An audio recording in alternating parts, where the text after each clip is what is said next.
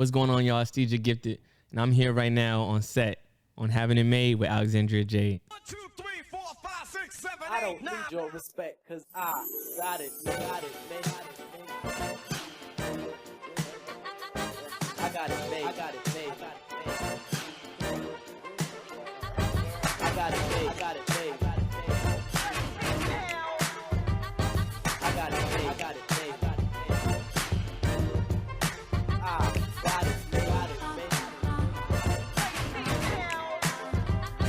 I got it made. I got it made.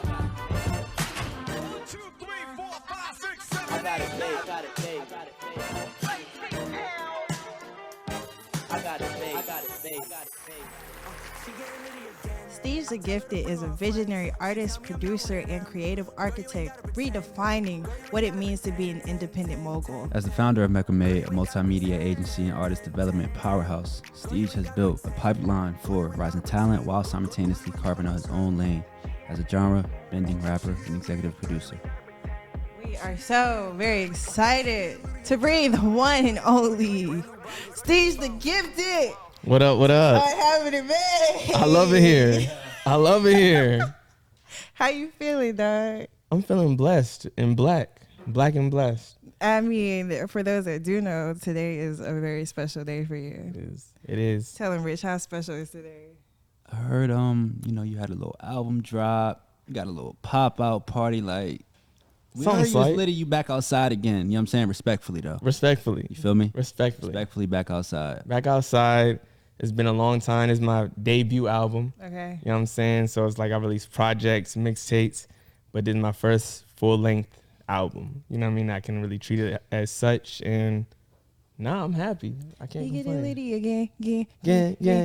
All right, so like, what we got on? I see the chain. The chain is already blinding me. Like, Oh, tell here me we what's go. up with the fit. This fit's just clean white tee. You know what I mean? Clean little dickies, man. Some Okay. Timbs. Oh, you got the You know Timbs what I mean? on I'm at today. work. This is the uniform. You know what I'm saying? It's just like we going to work. You know what I mean? That's all it is. I wake up, I get up. It's long days with a Z. You know what I'm saying? And then we just go to work. Absolutely. So, Stige, I know that you are originally from Delaware. Yes. So I'm actually originally from Maryland. Okay. So I was born in Maryland until about the age of 9, and I moved to Delaware. So that's like where I kind of, built a lot of my friendships and relationships, my day ones. But being from both cities, from PG County, Maryland, and the DMV, having those roots, I was able to go back and forth a lot. My pops lived in Maryland, and then my mom's side of the family's from New York. My dad's side of the family from Philly. So that's like even just my background of like having a little bit of everything and we traveling so much. You spoke about moving to different cities. I know you lived in LA and now you're in Atlanta. Like, I mean, a lot of artists don't get to experience that. A lot of artists only have one city they get to experience, but you got multiple cities. So for you, where do you feel like all those different cities, how did they shape you as a person and as an artist? Like, what did you learn from those cities? Now that's a great question, because literally after graduating high school in Delaware, right? So you growing up in a small town that has no resources.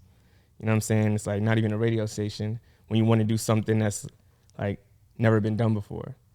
And then I go to Howard University in terms of like, I literally went there to try and blow up. You know what I mean? At the time, Cole was somebody that I looked to of like, oh, he went to college, got out of his city, went to New York.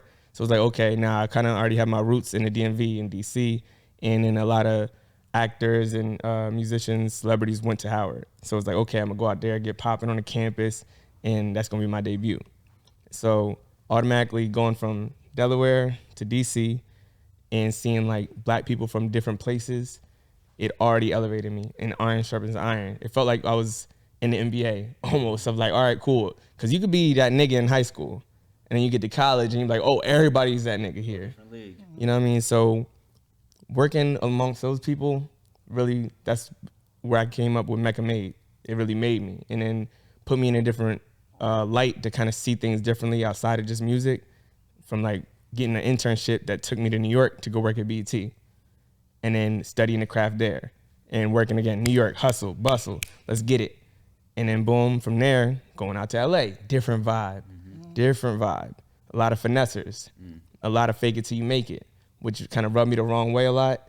But I just was able to be a sponge from like each city. And then finally like coming out to Atlanta and seeing it more be like heavily black entrepreneurs, everybody trying to build. And you kind of like, over time, I built up that discernment to see what pocket I want to fit in. And then, because a lot of people get lost in the sauce easily.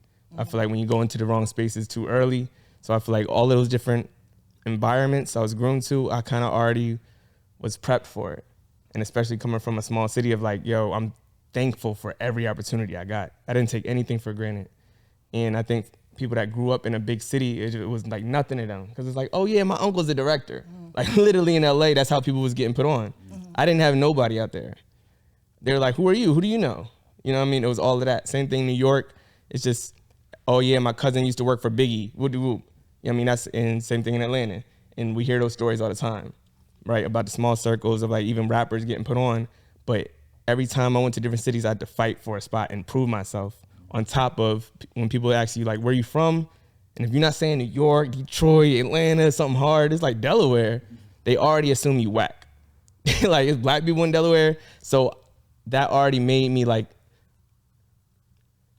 sharp in terms of like every time I went into a room, it's like it's nothing to play around with.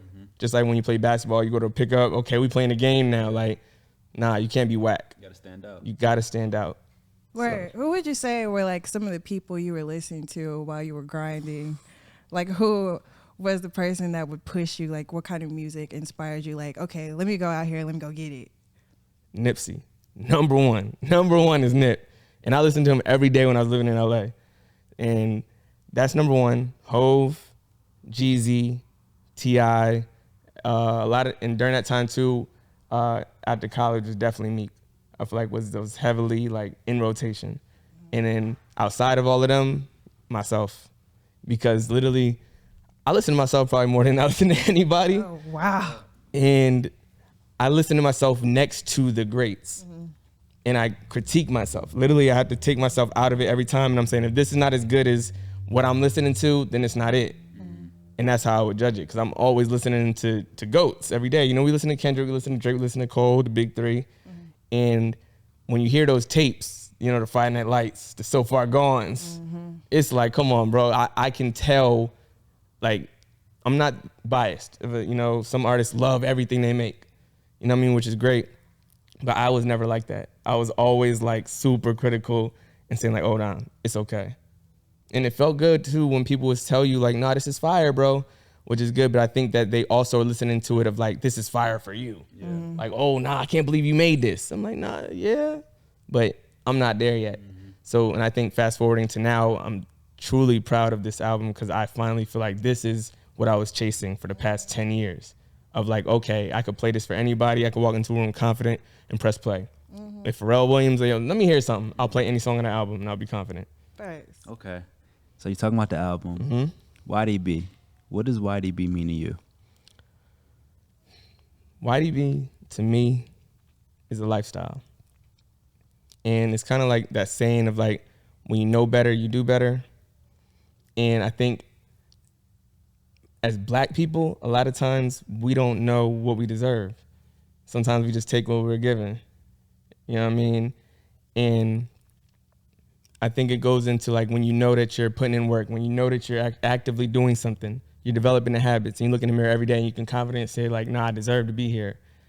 And I think even one of my other biggest inspirations is Kendrick, right? In the Man in the Garden song, he's like, I deserve it all. Because a lot of times on this journey and come up and you kind of like get down on yourself and trying to figure out what you're supposed to be doing. And it's literally a reminder of like, nah, you deserve better, bro. And if you want that, you have to do more. So it's like a lot of times I think, especially millennials, Gen Z, us, in the culture, we all want the finer things in life. We all want this and the glamour and the glitz, and we all want it. But 1% is really trying to put the work in to get that. So it's like a reminder, and not just relationships, because it touches on relationships, it touches on life, love, family, but it's a lifestyle of like, yo, you know better, you're gonna do better. You know what I mean? Because all the time we all have that friend that complains to you, talking about their situation, and it's like, a lot of times they deserve what they're getting. It's like, bro, you ain't doing shit. That's real. You lazy, you playing around with your time, you playing around with other people's times. and they be like, man, I don't deserve this. No, you deserve what you're getting, but you do deserve better. But in order to get better, you have to do better. So it's like, it's literally a mantra for me. So before we get to the album, because I know you're excited, but there is so much you did before you actually released the 13-track album. Yes. So you did go to Guatemala recently, and Yes. you built a house. Yeah, 2 houses. 2, not one. Two, Not not one. one, two. 2. Two. It was a team of us, but yeah, we built 2 houses. Okay, so you're literally putting in the work. What did it take to put in just in Guatemala, like building the house? I want to know, like, from beginning to end, what was the entire process like with that trip? Okay, so from beginning to end, we get out there, and a lot of people were asking me, like, do we stay in huts and anything like that? No, I'm gonna be real. We stayed in a decent hotel. We definitely stayed in a decent hotel. But every morning, we're up. It was like 7 a.m. It's like a 45-minute drive out of the city where we are to, it's higher up. Because it's funny because, like, in LA, in different cities, the higher up you go, the more lavish it is. The higher up you go, the poorer it is. So they had like amazing views, but they're living in a box or didn't have anything out there. So we get up there and it's like just dirt, flat ground, dirt. And we worked with a team of locals. So the foreman, he kind of like really directed us on what to do. You know what I'm saying? I couldn't tell anybody how to do it, but I can follow the rules. I feel like I'm going to go every year at this point too. So Okay, he got money. What, he got that So, fun fact, though. $25,000. He go every. Fun fact though, like people can go for free. You got to raise the money. We put in the work for the past year. We was doing fundraisers, you know, selling popcorn, clothing drives, and then people can sponsor you. So it's like, I want a lot more people to be able to go on things like this. And they're not the only companies, so shout out to Lim, but there's other companies that do similar things. And it's kind of just like throughout the year, you can fundraise to provide for your trip. And I think it is like $2,500. So, and people spend that on their birthday, you know what I'm saying? So, which is nothing wrong with it, but I was just like, this is probably the first time I was able to do something very selfless and with nothing attached to it. So, yeah, and even getting back out there when the dirt ground, we digging the holes, because then we had to pour the concrete to make the foundation. We already had the cinder blocks, but we're making the cement every day, mixing the dirt with the cement, pouring it with water. Your back is in pain every day. I'm shoveling. I ain't never worked this hard before. Yeah. Like, I thought before I went there, and they was warning me. They was like, nah, it's going to be crazy. It's going to be crazy. You like, It wasn't wrong. Yeah. I thought it was gas in it. So definitely, like, you got to be mentally strong for it because the sun's beaming on you. You're out there, and it's like a nice little 8-hour shift. But it was nonstop. We're lifting. We're passing buckets. And then... Man, y'all making me remind me of those Is days. it giving trauma? No, it wasn't giving trouble, but it was just like it was real. how it reminded me, like, dang, we really lucky. Yeah, blessed. We blessed. Yeah. And then it's just like, sometimes I think about this when it was just like the whole time I'm out there, it's like almost by chance with who you were just born into, being born over here in America. And even the kids out there, because we were able to get close with the family, and they had like 3 daughters. They running around playing with dirt, just playing around, happy, smiling, just to see us too. So, it was real humbling as well. But you realize, like, just the simple things in life, like how that really makes them happy, and like Yeah. how here in America, we just feel the need to have so much, and we don't really need it. 1,000%. 1,000%. That's real. So before that, you know, I know you got to experience something that was very different. I think a lot of people wouldn't take the opportunity on, but you know, you are a 2024 Black Ambition Prize winner. Can we? Do, do, do, do, do, do, do. Ting, ting, you know what I'm saying? We got Pew, pew, we got the sound pew. effects and all of that. Yes. Tell us about that, because if I'm watching this, I don't know what Black Ambition is. Like, what is Black Ambition, and how did you even like get yourself into that? Okay, now this is actually a good story, because Black Ambition is Pharrell Williams' nonprofit company, and he focuses on Black and brown founders for, you know, small businesses, because for people that don't know, it is extremely hard for Black businesses to get funding. I mean, you could have a great business idea, and it's a lot easier if you were just white to walk in the same room and get $1 million just like that, someone to cut you a check. You hear stories all the time. And what they do is, it was an extensive application process, And before I even get there, the way I found out about it was actually from one of my business partners and advisors, Vondell Burns. And before I even applied to Black Ambition, I worked with a company called Act House. And they actually had a competition out here in Atlanta. It was like a 24-hour boot camp where you build a business from scratch in 24 hours with a team, and they coach you on AI. It was amazing. And before this, I didn't even know about anything in the startup world or tech or anything like that.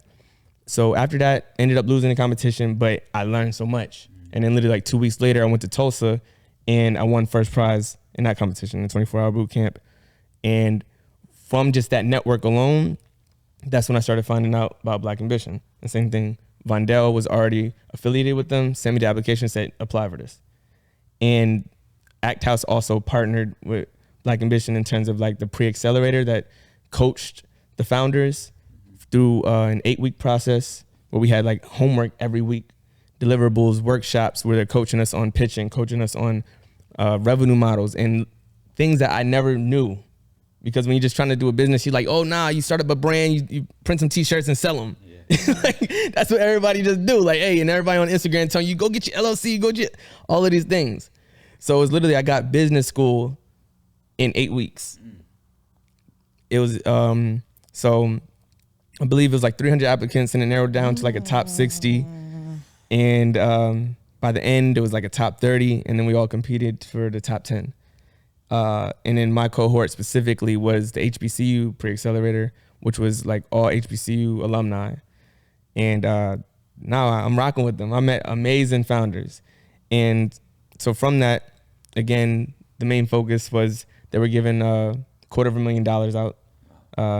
Yeah. Wow, that's what I said. And you know me, my brain was like, oh, $250K, let's get it. You know what I mean? I'm a hustler. And just get into it. So from that, I made it to the top 10 and received $25K. Cut the check from Pharrell Williams for my company Mecca Made, and it just helped me even just remodel my entire business. And what they did during that process is you have a mentor and they're literally like ripping apart your business, pointing out everything that's wrong with it, and then asking you questions of how to solve a problem. And then my biggest thing was, what is some of the biggest problems for independent artists? And not only do I know them because I'm an artist, but I work with hundreds, of producers, songwriters, A&Rs, because we're all artists. And what are the biggest problems? Number one, funding. Nobody has any money. How does an artist get to funding, right? Not only did I learn how to pitch, so now I was like, okay, an artist is a business. You know what I mean? Rihanna, Kendrick Lamar, those IPs alone are billion-dollar assets. And everything that they produce is a product from their performances, from their albums and what comes with it, and et cetera, et cetera. We're seeing like Tyler, the Creator, and what he's creating now, the Donald Glovers, the Issa Raes. So if an artist is able to package up what they do as a brand and develop it and showcase it to their community, even if you have 100 fans and those 100 fans give you $1,000, like I said, that's a birthday trip. But if they are your fan and they believe in you and you're going to give them an ROI, like, hey, in the course of these next 18 months, this is what I'm going to do, boom, boom. But to even get there, they need artist development, which no longer exists. So it's like, okay, cool. An artist needs to get developed. They need to learn the business. They need to build a team. So it's like, within that, we created a curriculum for artists of literally all of the steps. But it's really only for serious artists that want to take the marathon and build something. Because if you want to start a business tomorrow, you don't just wake up and go viral and become... There's anomalies, and you also need money to fund the business, to pay people, to put somebody on staff. So when I started looking at the entire music industry differently, and then where we are now in 2025, I'm thankful for Black Ambition. And they put me in rooms with multimillionaires, billionaires that are just giving us free game.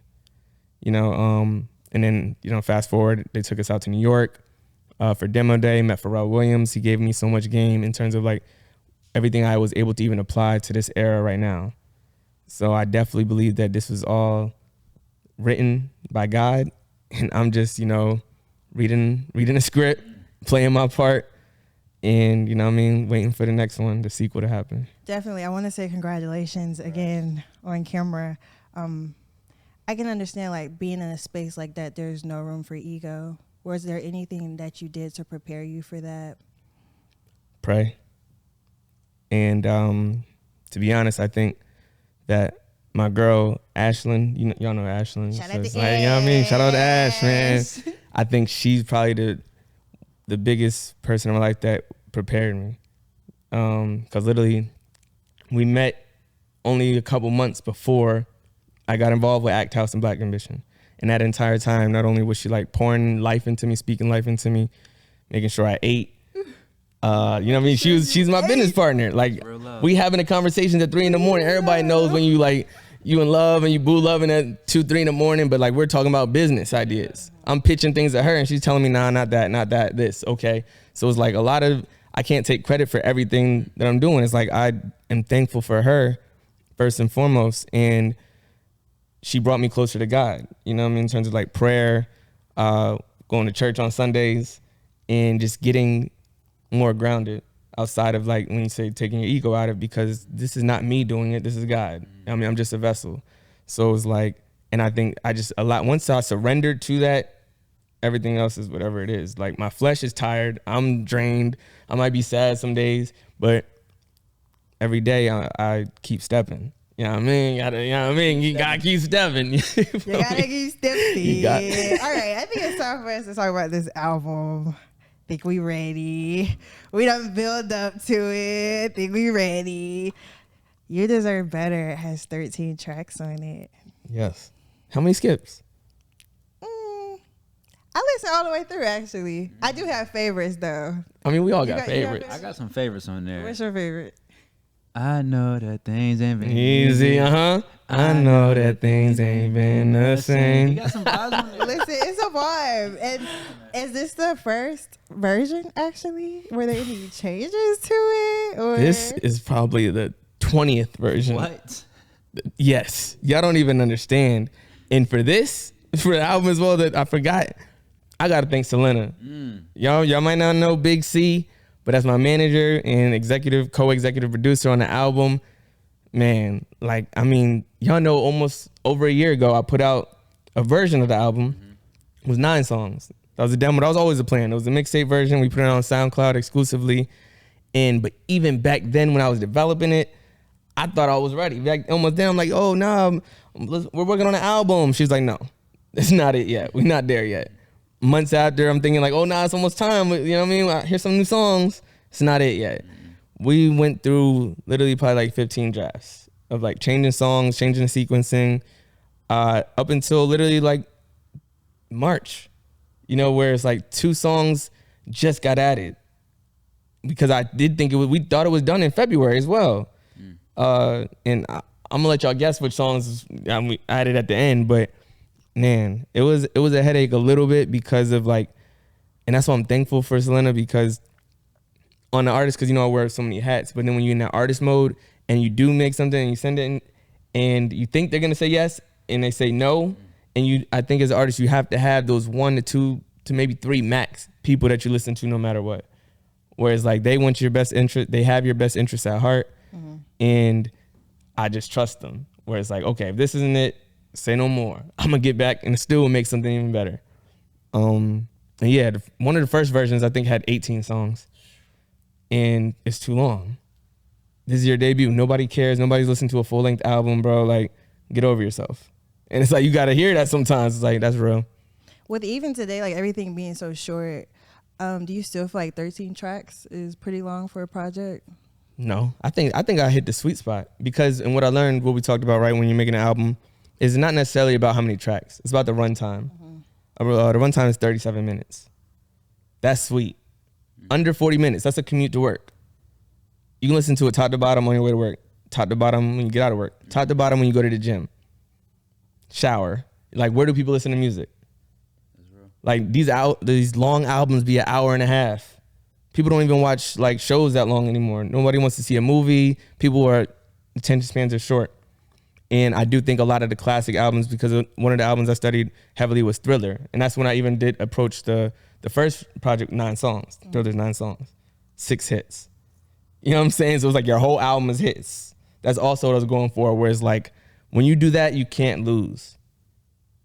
Like, literally more than half of the album are hits, so you can't escape the songs. They're gonna play those for the rest of our lives. So that was also an approach to it where it's like 13 songs, at least half of this got to be hits. Like you got your A side, that's the bangers, the B side where it's like, nah, it's not a hit per se of what Billboard or radio deems as a hit, but it's going to hit your soul. Those B side records where it's like, dang, this might not be everybody's favorite, but it's just my joint because I feel it. Yeah. You know what I'm saying? And that's what was my approach, 1,000%. And it's like 37 minutes is literally perfect. That's smooth. That's smooth. Yeah. Okay. You want to play a game with him real quick? Let's get to We it. got games? We're going to give you a vinyl. Okay. Tell us how it makes you feel. Tell us how it makes you feel. Mm. And hold it to the camera so they can see it. We got the Wu-Tang Into the 36 Chambers, man. Okay. You already know. For everybody that doesn't know, Wu-Tang definitely inspired Mecca Made from top to bottom.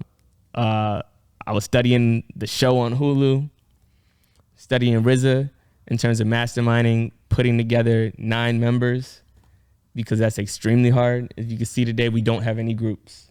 You know what I'm saying? Mind you, this is 9 black men when we talk about egos. You know what I'm saying? And it makes me feel like family is everything for me, at least, because a lot of times, and everybody I still meet to this day still says like you should never do business with your family for so many reasons, friends and family, because it gets messy. And my own opinion about that is because of greed, and the mission is not number one at hand. Like, what are we trying to accomplish? Because if the mission is just like, yo, we all trying to get rich, yes, that's where it comes at, where everybody's like, yo, he's getting more money than me. What's going on over there? That's where it comes from. But if the mission is like, yo, we're utilizing our gifts to change the world, you use your gifts, I'm gonna use mine, and we all use our strengths and we understand what our role is, what's the problem? You know what I'm saying? So it's like, man, this is also something I strive for, of like wanting to be able to do this with my friends and my family, because everybody can eat, and it is very difficult. So it's like, to accomplish this is a classic, and no one has ever topped this to date. So it's like they're one of $1 one. bill, y'all. Cream, get the money. Come on, man. All right, This let's is review special. another record. And then I'm not gonna let y'all get away. Y'all still gonna tell me y'all favorite songs of the album too. Listen, We're not gonna get past that. Journal entry number 30. That's my joint. Unbiased. Without You. Okay. Without you might. But then I'm like, I'm in a stick around mood for a little while. Like, it's like 1A, 1B for me. I don't know. I got a lot of Okay. top one. Okay. It's a lot of heat on there. It's a Okay. lot of heat on there. It's a Okay. lot. It's a lot. It's a lot. So The dude, Mr. Quincy Jones. Oh, this is himself. hard. This is hard. To be honest, I never even heard this, John. This is crazy. No, Quincy's the GOAT. The first thing that comes to mind is Visionary, Boss, Essential, where it's like he's literally the epitome of one of the greatest executives and producers ever, of like what we are missing today. We don't have that. You know what I mean? We have a lot of rappers, you know what I mean, a lot of artists, but you don't hear too many stories about someone being able to come in and executive produce your album and make it great. Because I think also we got away from that because of the DIY, studio in the crib, do it yourself, and everybody's like bragging about it. Oh, I recorded it, I mixed it, I made the beat, I wrote it. I don't care. It don't matter, bro. I just want to hear great music. This is what it takes. Like, Michael was great. He was a great talent. But Quincy, when he came, that's what made it like what it was. And I think people forget about that. And especially anyone that is a mega star, or you hear the Drakes, he has 40. You know what I'm saying? You hear Kendrick Lamar, he has Day Free. Beyonce has The Dream. You know what I'm saying? There's no such thing. I don't know any greats. Even Eminem had Dr. Dre. Who do you have? Leak the producer? Man, I have a team. When I talk about a team, I got a team. You know what I mean? Young Rocco, King Coogee, League the Producer, Cam Hits, Rich, Wave, man, Mondale, Ash. I could go down the list, man. DJ 4040. You know what I mean? Am I forgetting somebody? I know I am. Serious, new producer. My man Tuck. Yeah, check him Serious. out. Yes. All Mizzo. right. I'm sorry. All right, we're about to wrap this up, dog. Mizzo. We did get you something, of course, just to say thank you for coming on. Okay. Can you guess what it is? It's a trip to Guatemala. Stop playing. It ain't no trip to Guatemala. Here are your 2 tickets. Oh, y'all going crazy. Wow. Wait, how did y'all find this? This is like a John, like, this is one of the ones. What's my name? Alexandria Jade, the music supervision princess. Oh, nah. Hold This it to is the camera crazy. so they can see it. We got Kendrick Lamar, man. This is what his first tape before. This is crazy. This is crazy. Where do you find this, John? Don't worry about it. Don't worry about it, sweetheart. Can't get a sauce out like that. We can't. Too much sauce. Nah, this is too crazy. much sauce. They got the joint when my boy was still in artist development. The low cut. Oh, nah. Nah, we gonna bump this. We gonna bump this at the crib. Mecca Made Studios, man. We got the vinyls. Well, we I got know the it's record so player. much to cover, but we definitely gonna chop it up at this album release party. And you gotta come to the studio. I got, You know, for sure. Yeah. We gonna get some studio work in. Okay. Any last words? I mean, shoot, man, we're proud of you here at Having It Made. We can't wait to see what's next. We can't wait to hear how this album's going to bump at this party because we ready to turn up. Ready again. Anyways, I just want to say thank you guys for tuning in to Having It Made with Alexandria Jade. I want to thank the wonderful Rich Flea for helping me out today as my co-host. Any last words, superstar? Man, I'm having it made with Alexandria Jade and Rich Flea. Man, they treat me right over here. I ain't gonna lie, y'all. If the pod that you on right now ain't treating you like this, then you deserve better. That's all I'm gonna say. That's all I'm gonna say. Y'all deserve better podcasts. So watch Having It Made with Alexandria Jade. We'll catch y'all next time. Subscribe, like this, share it. Now. Thanksgiving, let me be me. Oh, this is